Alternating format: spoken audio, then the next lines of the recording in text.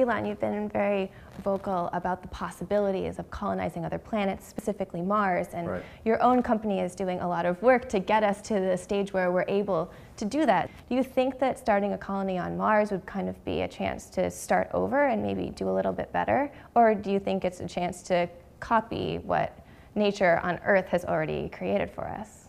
Yeah, I think it's quite likely that we'd want to bioengineer new organisms that are better suited to living on Mars. I mean, humanity's kind of done that over time by sort of selective breeding. You know, cows didn't evolve in the wild, Right. But that's a very slow process, requires, you know, hundreds of generations, whereas I think with actual bioengineering you could make that happen a lot faster, maybe with more precision.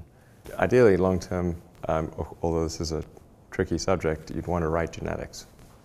What do you mean by that? Meaning you'd want to create synthetic organisms.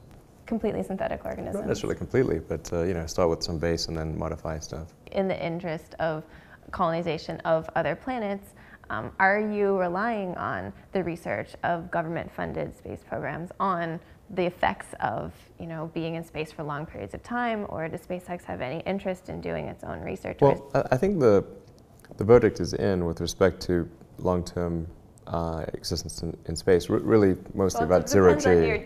In my opinion, it is certainly defining long-term, too. Well, certainly more than enough to get to Mars.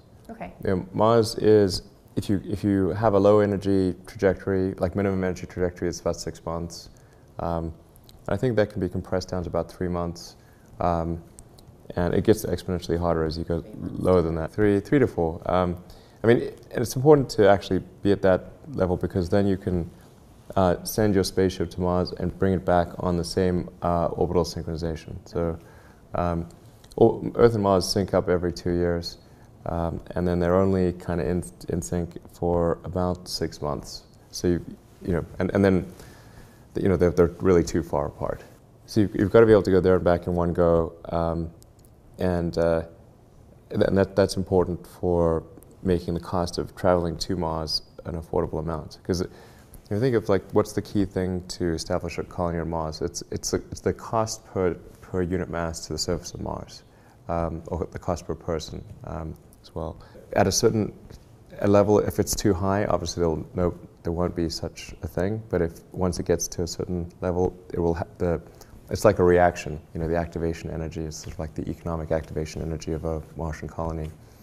I mean, right now it's like, I don't know. If the last NASA estimate was $500 billion, and that was during Bush the First. So I would imagine today's estimate is $1 trillion. Now we're not going to go spend $1 trillion on sending like 4 people to Mars.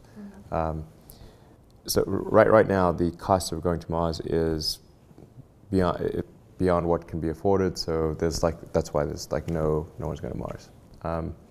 But ultimately, in order to establish a colony, I think you've got to get the cost down to maybe $500,000 or less per person to go. And there's got to be an intersection of sets of people that can afford to go and people that want to go.